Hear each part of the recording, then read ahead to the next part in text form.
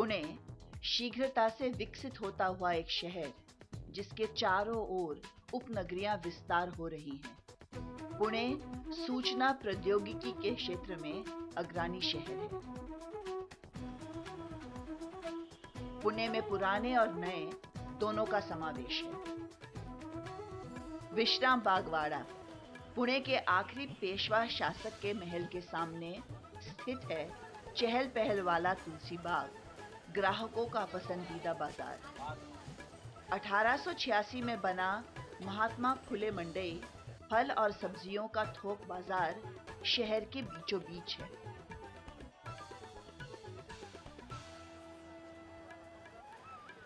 नया हो या पुराना, आज भी पुणे अपने जड़ों से जुड़ा हुआ है।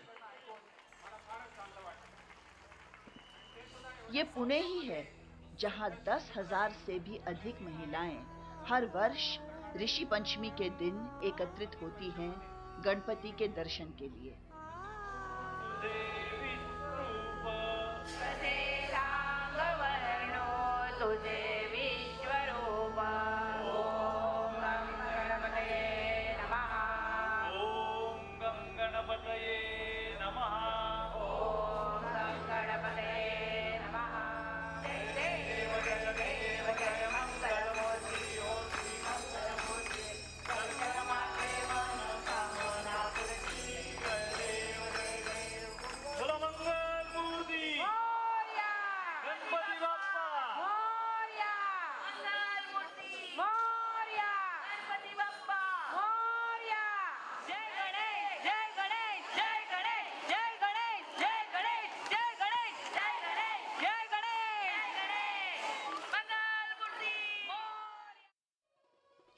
आज श्रावण का पहला दिन है।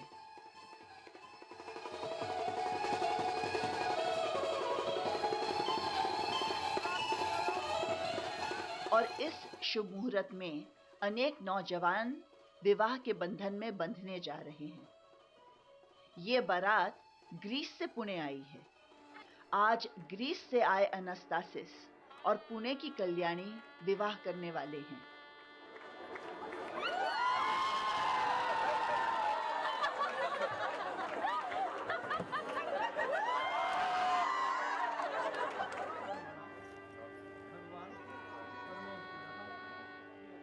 लेकिन ये शादी अनोखी है। इनका पाणी ग्रहण संस्कार करा रही हैं मनीषा शेट्टी, एक महिला पुरोहित।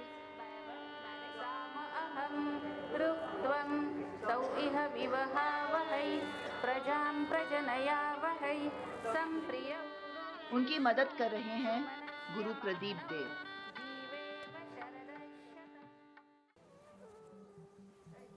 आपके और हमारे लिए ये बात शायद अनोखी हो, लेकिन पुणे शहर में ये प्रथा कई सालों से चलती आ रही है। पुणे में कई ऐसे परिवार हैं जो अपने हर पारिवारिक अनुष्ठान के लिए महिला पुरोहितों को ही बुलाते हैं। इस प्रकार के अनुष्ठान इंगित करते हैं उस निशब्द क्रांति की ओर जो महिलाओं ने पुरुषों के अंतिम दुर्भेद्य किले को भेद कर अपनी जगह बना ली है, पौरोहित्य।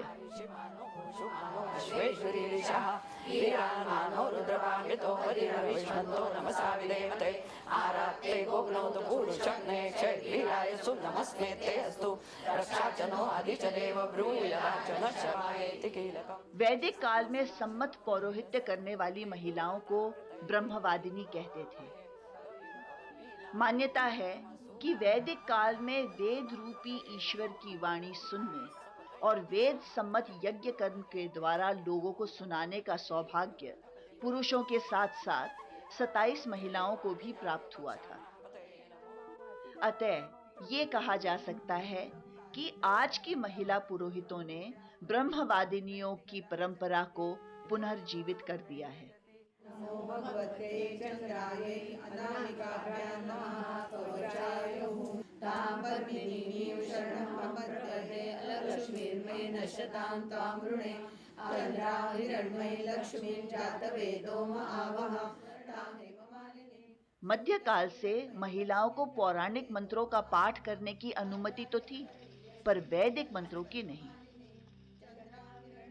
पर एक पुरोहित को विधि अनुसार पौराणिक और वैदिक दोनों प्रकार के मंत्रों का पाठ करना पड़ता है। प्रभूतं कावो दास्योष्मात् विन्देयं पुरुषाणां हरिणीं सुवर्णरजतस्रजां चन्द्रामिनीं यस्याधिरण्यं विन्देयं कामश्वं पुरुषाणाम् अश्वपूर्वां रथपूर्वतोऽस्मि राष्ट्रेऽस्मिन् कीर्तिं मालिनी आपस्सृजन्तु सीतानि। लेकिन एक विसंगति है। हम लक्ष्मी, दुर्गा और काली जैसी देवियों की पूजा तो करते हैं, किंतु हमने महिलाओं को वेदों का पाठ करने का अधिकार नहीं दिया। शतमैश्वर्यं भवति शतमिति शतं दीर्घमायुः। कल्याणस्य शुभम भवतु। पुणे ने महिला उत्थान के क्षेत्र में प्रमुख भूमिका निभाई। महिला साक्षरता, विधवा विवाह और परिवार नियोजन जैसे अहम क्षेत्रों में अगुवाई की। तभी यहाँ पारंपरिकता और आधुनिकता दोनों महिलाओं के साथ कदम मिलाकर चलती हैं। महिलाओं को पौरोहित्य के क्षेत्र में लाने वाले प्रवर्तक शंकर राव थत्ते थे। वो उद्यान प्रसार केंद्र नामक 2 विवाह भवनों के मालिक थे। उन्होंने उपासनी कन्याकुमारी आश्रम के बारे में सुना था, जो शिरडी से 5 किलोमीटर दूर साकोरी नामक गांव में स्थित है।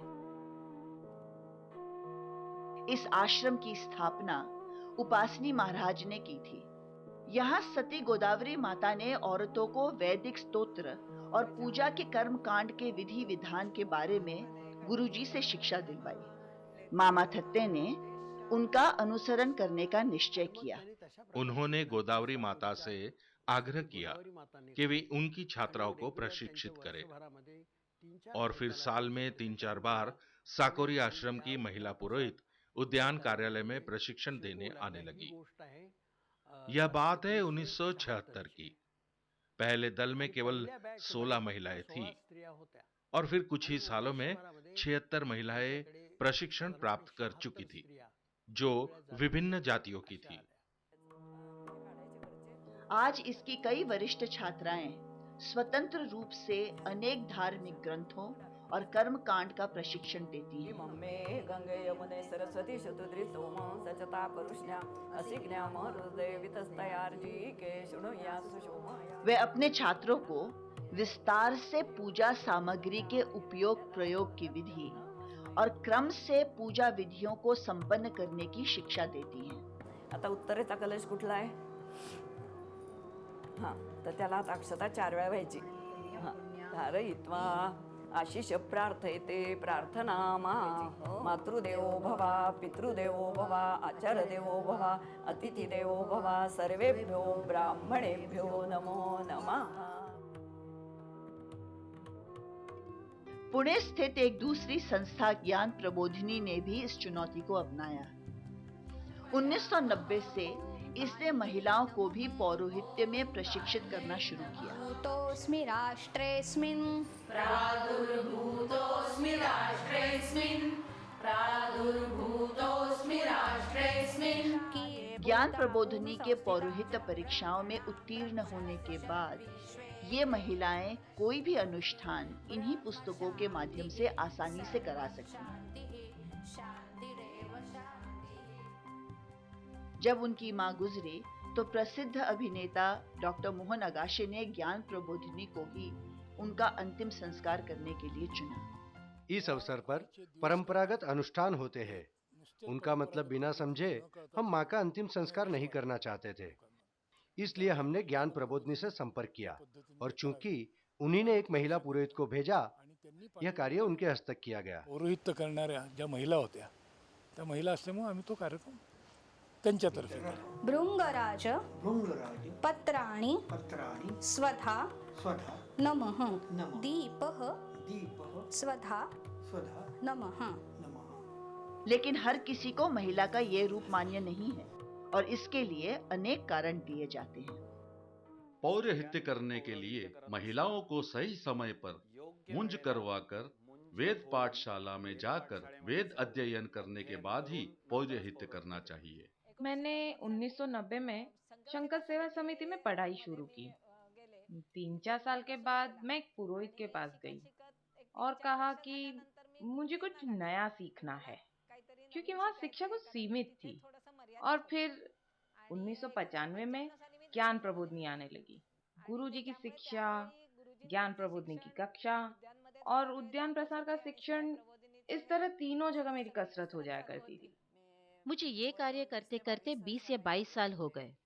मैंने थटे मामा से करीब 8 वर्षों तक शिक्षा प्राप्त की। इसी के बाद मैंने पौरोहित्य शुरू किया, लेकिन मेहनत बहुत करनी पड़ी। वेद अध्ययन का मूल उपनयन में ही है, यानी जिसकी मूंज नहीं हुई है उसे वेदों को पढ़ने का अधिकार नहीं है। उपनयन महत्वपूर्ण है क्योंकि सारे संस्कार होने जरूरी है। उपनयन का मतलब है गुरु के पास जाना। उपनयन लड़के और लड़कियों दोनों के लिए जरूरी है, इसलिए मेरी हार्दिक इच्छा थी कि मेरी बेटी का भी उपनयन हो। उपनयन के बाद लड़की को सारे अधिकार मिल जाते हैं। जब मेरे दामाद विदेश जाते हैं तो मेरी नातिन सारी पूजाएं करती है। गणपति की पूजा हो या कोई और, जनेऊ पहनती है और पूजा करती है। महिलाओं के पौरोहित्य के आड़े उनका मासिक धर्म भी आता है। जब मेरी बेटी बड़ी होगी और ये चीजें शुरू होंगी, तब हम सोने का एक ओम बनवाकर उसे पहना देंगे, जो जनेऊ स्वरूप होगा और वो हमेशा उसके गले में रहेगा। चाहे तो उन 4 दिनों के लिए नहीं भी पहन सकती है, लेकिन मेरी डॉक्टर बहू का कहना है ये तो स्त्री शरीर का प्राकृतिक धर्म है, तो फिर भेदभाव क्यों? तर त्याला वेगळेपणा कशा करता द्यायचा शरीराला? स्त्रियांना असलेला मासिक धर्म, स्त्रियांच्या असलेल्या स्त्रियों को होने वाला मासिक धर्म, स्त्रियों की कुछ और चीजें जैसे स्त्रियों का गर्भवती होना और उससे जुड़ा हुआ कष्ट, इन सब की देखभाल करके अगर महिलाएं उदात्त दात स्वरित कंपना के साथ अपने शरीर को कोई बाधा न आए इसका ख्याल रखकर और सारे नियमों की संधा रखकर वेद मंत्रों का उच्चारण करें तो पुरुष पुरोहितों को कोई आपत्ति नहीं होगी। ऐसा है कि पूजा में मंत्रोच्चारण के शुद्ध और सही होने से मतलब है। पुरोहित स्त्री हो या पुरुष, इससे कोई फर्क नहीं पड़ता। पूजा में मंत्रोच्चारण महत्वपूर्ण है, मंत्रोच्चारण करने वाला नहीं। नमो लोप्याय लोप्याय नमो उर्व्याय सूर्याय नमः परिण्याय वर्णहत्याय नमो प्रमाणाय विघ्नदे नमः कीर्तये च प्रतिगते नमो अकिरेभ्यो निव्याद्राव्यादीनां पदये नमो नमः कुबाय निजंगणे तंगुरुपंचते पुरुषंजगतो जीवेन्द्रनाथ छावदापदे जस्मगतमदा सदा छवदे भक्तामाजवेजा शीघ्रियाय शीघ्राय नमोर्व्याय जवस्वन्याय निर्मे वाचे स्थितः चलिवनस्पतयो मेलो मसुश्रीप्रियेशायो पवितिने पुष्टानां पतये नमो नमः रतिभ्यो रतेभ्यो वो नमो नमो रतेभ्यो रथपतिभ्यो वो नमो नमः सेनाभ्यो वो नमो नमः सदृशाय च दूताय च प्रेताय च नमो निशंगिरे च श्रीमते च शीघ्रे च वे चायुधिने च नमः।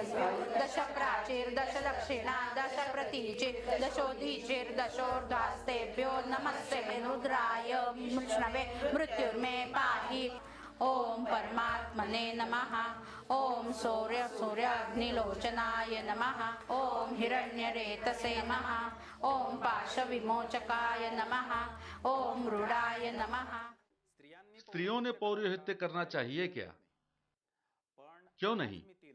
लेकिन आज जैसे एक प्रौढ़ शिक्षा कार्यक्रम की तरह पौरोहित्य सिखाया जा रहा है, वैसे पौरोहित्य नहीं होता। कई बार हमारे हाथ में पुस्तक होती है और वही पुस्तक हम लोगों को भी देते हैं। लोग ये भी सोचते होंगे कि ये महिला पुरोहित पढ़ पढ़कर मंत्रोच्चारण क्यों कर रही है। प्राय पुरोहित मंत्रोच्चारण करते रहते हैं और यजमान पूजा की विधि करते जाते हैं। हम चाहते हैं कि जो मंत्र वो बोल रहे हैं उसे समझें और सही उच्चारण करें। सम्मुखो वरदो भव। इनका बल मंत्रों के सही और स्पष्ट पठन और विधियों को समझाने समझने पर रहता है। Because actually we had conducted many ceremonies through a lady purohit and they explained the ritual very nicely. हम लोगों ने कई अनुष्ठान महिला पुरोहितों से करवाए हैं। चूंकि हमें संस्कृत नहीं आती, इसलिए उनके समझाने से हम हर विधि और मंत्र समझ जाते हैं। और उन्होंने पहले से ही एक दक्षिणा सूची छाप रखी है। उसमें हर प्रकार की पूजा के लिए दक्षिणा तय की हुई है। महिला पुरोहित खुद कभी अनावश्यक दक्षिणा नहीं मांग सकती। जिन्हें धर्म में गहरी आस्था है वही ये काम करे। इसे होने वाली कमाई दान कर दें या जिन्हें जरूरत है वह घर खर्च में लगाएं। आजकल की महंगाई और रहन सहन को देखते हुए अगर सही दक्षिणा मिले तो किसी पुरोहित को मुंह खोलकर दक्षिणा मांगने की नौबत नहीं आएगी। पुरुष पुरोहितों के लिए पौरोहित्य जीविका का साधन है, इसलिए पर्याप्त पैसे मिलने चाहिए। इसके बारे में दो मत हो ही नहीं सकते। कई महिला पुरोहितों के लिए पूजा करना उनके अपने आध्यात्मिक, सांस्कृतिक और सामाजिक प्रतिबद्धता का अंग है। कस्य विषयाः पदे तर्वाचीने पतति नमनः कस्य न वचः विलेपनार्थे चंदनम समर्पयामि। और कुछ के लिए हाँ, व्यवसाय। अन्य नौकरीशुदा महिलाओं की तरह इनको भी घर और व्यवसाय दोनों संभालने पड़ते हैं। जो पौरोहित्य से कमाई होती है उससे घर चलाने में सहायता होती है।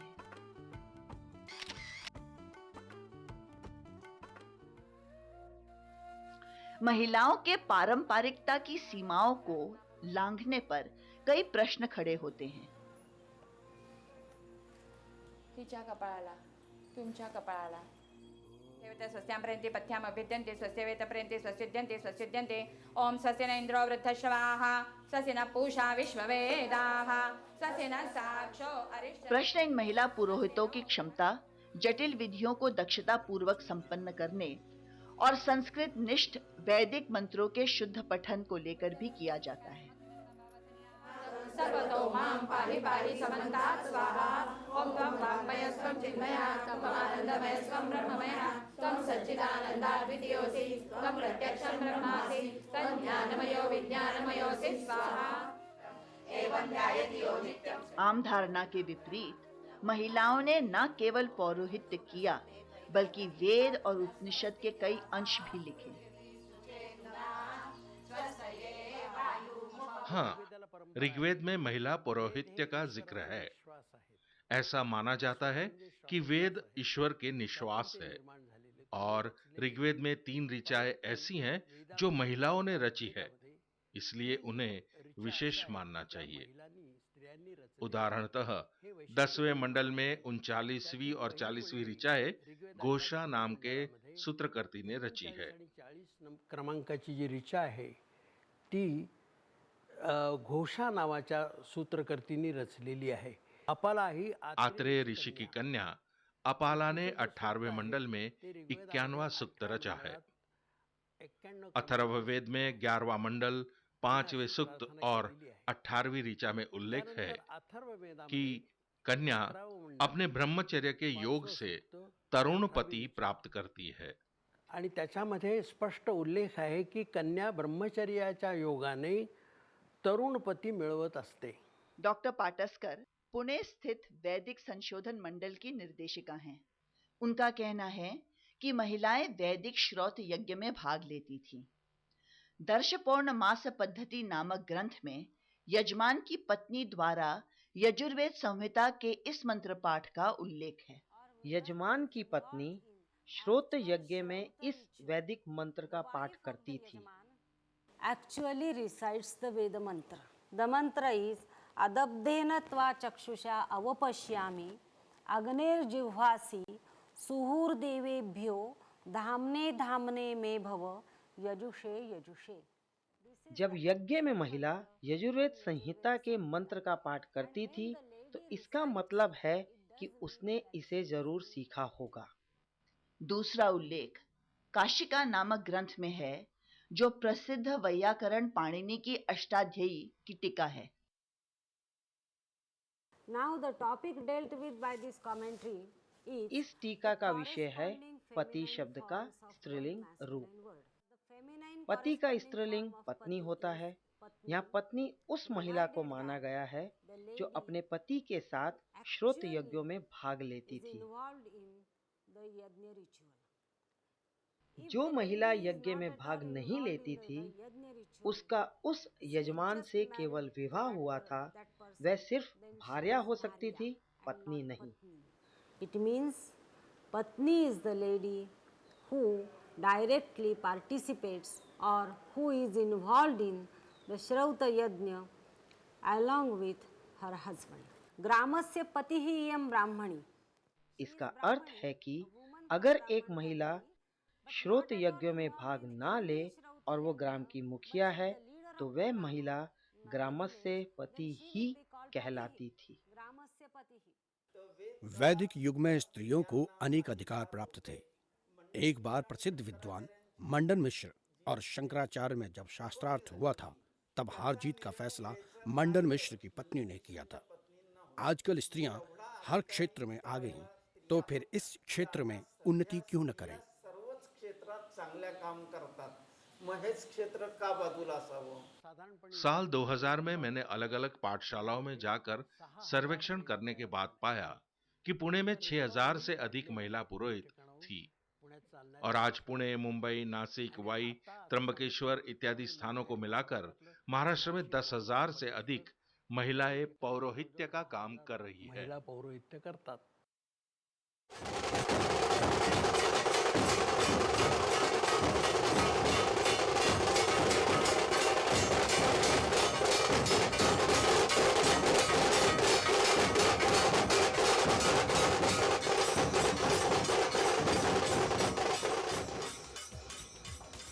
आज गणेश चतुर्थी है।